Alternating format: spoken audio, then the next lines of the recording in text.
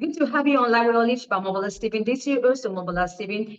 On Live Knowledge, we like to share disruptive mindset conversation with experts and professionals who are added to the topics.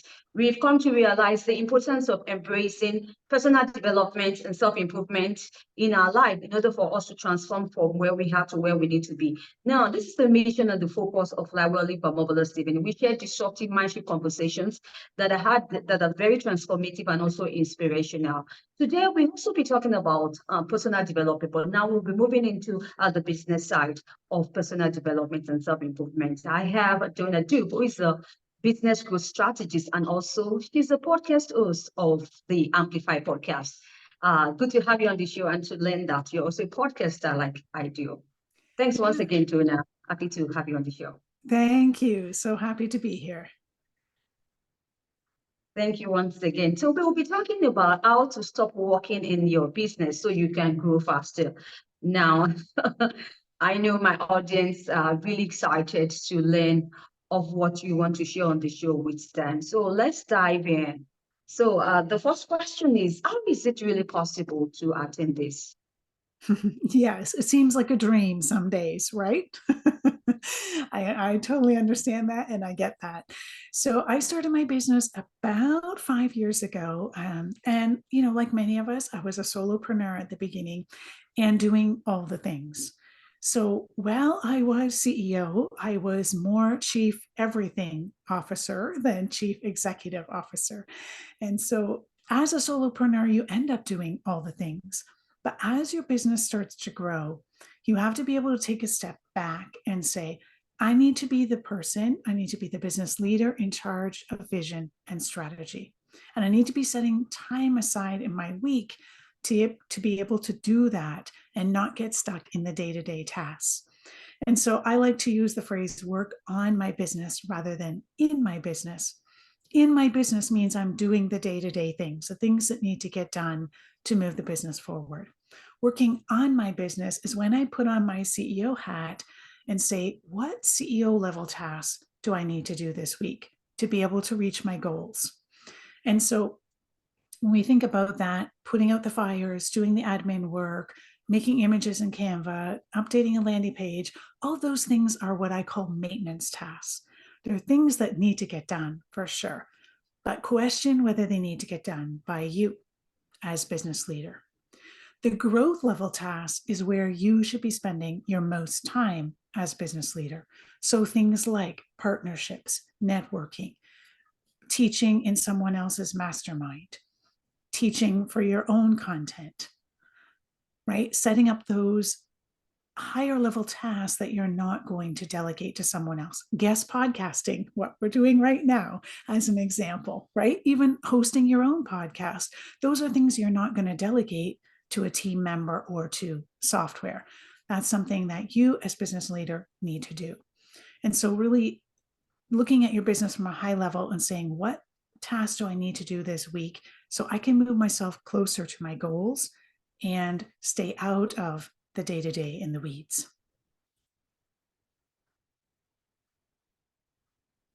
All right, that's really Scott, you started. Now, Donna, so if we are not working, so what should we be concentrating on? Yes. So I like to institute what I call a CEO Power Hour. And so this is 1 hour, one time every week. And it's the same time every week. So whether you do it on a Monday morning or a Sunday afternoon or a Friday afternoon, doesn't matter the time, but it's got to be the same time each and every week so that your brain gets used to that pattern. And that 1 hour is non-negotiable, meaning that it doesn't get moved for any reason except some, life crisis that happens, right? Treat it as a very important call for yourself. And what you're doing during this power hour is really reviewing, reflecting, and setting up your top 3 priorities for the next week. So you're reviewing, where am I right now in my business? Yes, you're looking at revenue, but you're also looking at a couple of other metrics to see, are the strategies and the tactics that I'm using, are they working for my business right now? So you want to be measuring those things. If they're not working or you're not seeing the results you want, well, now is the time you can review and reflect and say, how can I make tweaks and changes? What can I do to, change the outcome of this? And so, just as an example, I was working with a client who had instituted her power hour, and she was noticing that she was about the third or second week into the month, and her revenue was down for that month. And she didn't have any planned sales left for that month. So she was looking, okay, what can I do?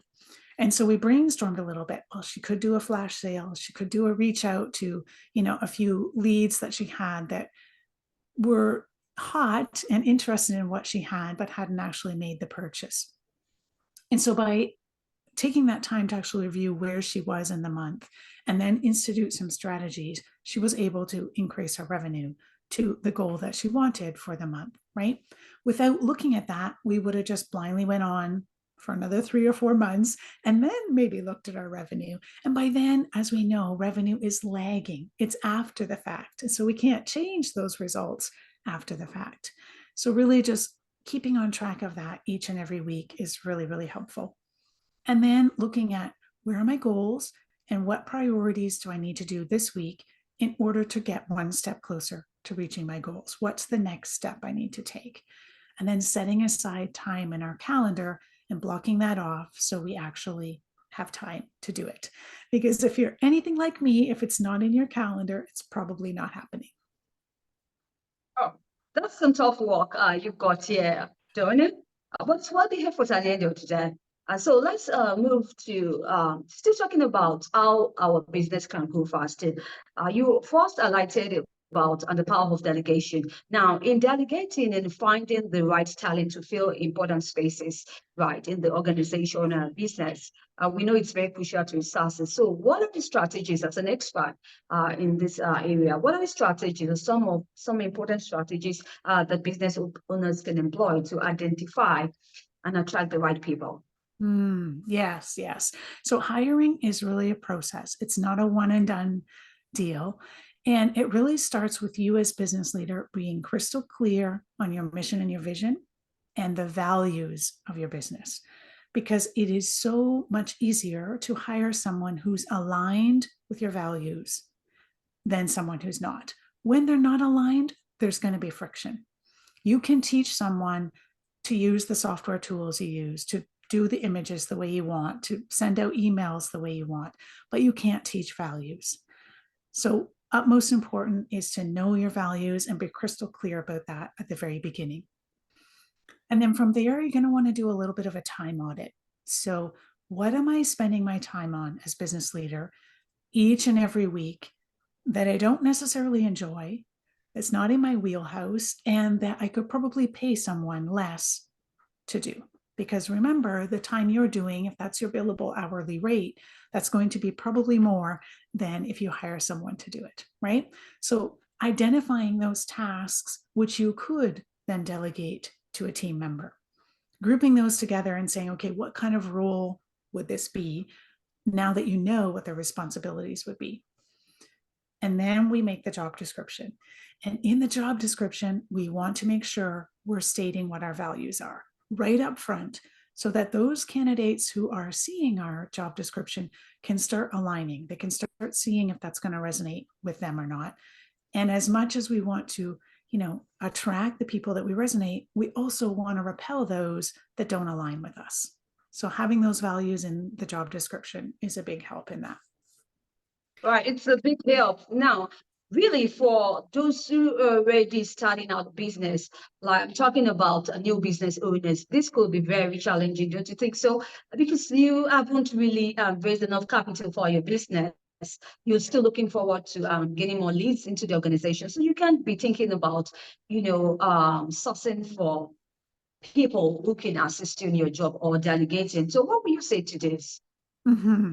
Well, I think there's a couple edges to this. Remember, you don't need a full-time employee. So you can hire someone who's a contractor to come in for 5 hours a week, 2 hours a week, right? To help take something off of your plate. And that now gives you 5 hours or 2 hours a week, whatever the time was, to be more intentional with your time, right? To be going after getting more leads, to be growing the business, to be doing those partnerships. And so yes, budget has to be there for sure. But, you can hire someone on a very part-time basis to start with to start taking some of those tasks off your plate. Right. So what are some of the practical steps that we can take to create a weekly roadmap that can align with our long-term goals? Yeah. So first up, obviously, is that CEO Power Hour that I spoke about. Really, really important to set your week up for success. The next thing is looking at your calendar and building what I call a scheduling ninja. So a calendar that's going to work for you, not against you. So when we're building our ideal calendar, we want to put the things that are most important to us, things in our life and our family, in there as well. Because if we don't, what ends up happening is we do business first and life second, and it kind of fits in sometimes when it can around our business. And I certainly believe in life first and business second. So just blocking off those times that are really important to you. If you have kids and you drop them off at school in the morning, block off that time so that you know that's my sacred time with my kids. If you have dinner or you have a spouse and you like to do a dinner date once a month or whatever that looks like for you, making sure you're blocking off those important times with family so that they don't get forgotten. And then after that, we're going to block off times when our business is open. Now, that sounds kind of funny when we're in the online world because we don't have a store that's open and closed, but you really want to set those boundaries of when you're going to be at your laptop and when you're going to be working. It's helpful for you, it's helpful for your clients, and also for anyone that you hire or if you have a team already. So they know when those times are when they can reach you. And then within that, you're going to want to map out a few times when you're going to do those top priorities in your week.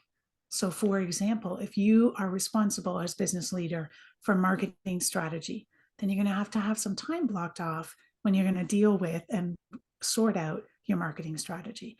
If you're responsible for, writing content or writing emails, then that's something you're going to have some time blocked off for. If you're responsible for being on the podcast and doing the episodes, you need time blocked off for that, right?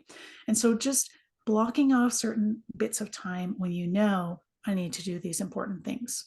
It's really your three systems: marketing, sales, and delivery, right? Client delivery. And so you need time in your week to do those three systems. I'm not a believer that every hour needs to be blocked off. Definitely not, because that would drive most of us insane. So having white space is just as important as having those times blocked off. But really knowing when you go into your week, okay, Tuesday morning is my time when I'm creating new content. Thursday afternoon, I'm going to work on this, right? So just having those big buckets so you know what your goals are. Thanks, Donna Dube, for sharing your thought with us. You just pretty answered another question I'd like to ask from you, but just a close one. Now, talking about the women folks out there who are business executives who have demanding careers up there. Now they have to, create a weekly roadmap, right, that aligns with long-term goals. Don't you think it's really overwhelming and challenging? Now you have to block a calendar for your family, even for yourself. What other time do they have left for themselves? Well, that's exactly it. We don't take the time left for ourselves. We put that time in our calendar first, right? So if we want an hour, half an hour of quiet time in the morning, we put that time in our calendar so that it happens and it's routine. We're not looking after the fact, after a busy day and going, oh, I don't have 20 minutes for myself, right? We want to put that in there first so that we can fill our cup up and be able then to serve others. Right, that's very intentional. Thank you for that once again. So what if a company is growing very fast or too fast? Is there a problem with that?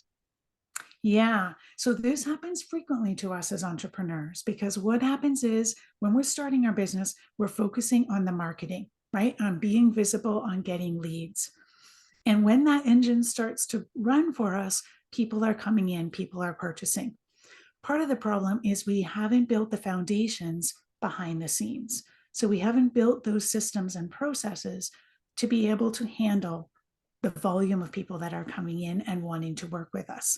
So many businesses find they grow to a point and then they get stagnant because they have to work on those back end the operations side of our business, building that system, building that process so that when people find our world, it's easy, it's natural, it's automated, and they're rolling through the funnel without a lot of intervention on our side. So taking that step back, I like to say sometimes we have to slow down to speed up, right? And so slowing down and building those foundations, making sure we have a strategy for marketing, a strategy for sales and client delivery, and that those systems are rinse and repeat in our business. Then we can handle the bigger volumes coming in. Donna Dube, do you have any exciting news or any projects in the pipeline you'd like to share? Yes, thank you. So I do. I'm opening up some time in my calendar for what I call ops in your pocket strategy sessions.